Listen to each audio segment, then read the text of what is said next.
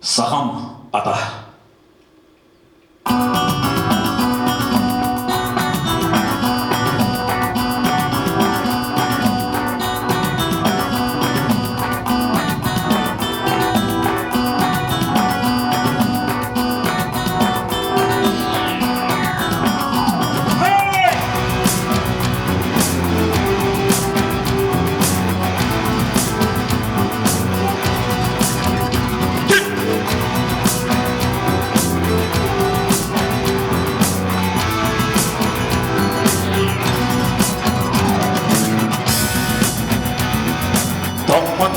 Сахам ата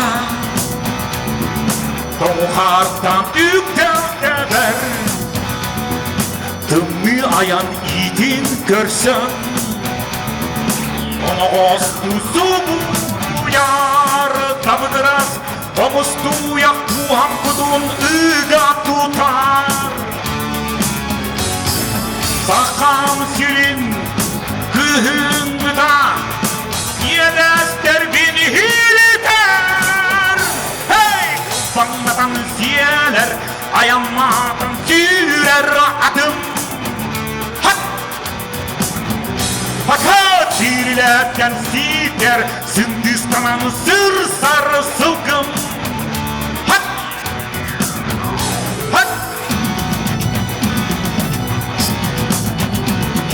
Kedit yoğuz Saham ata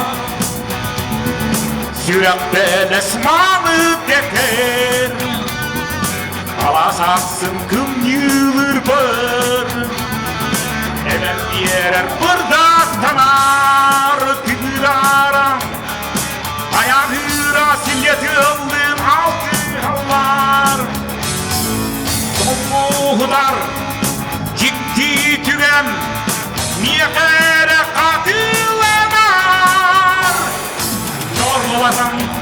oyor Dolluğuldan göter adım Hatat çizihiden dayar Burganlardan kotar sılgın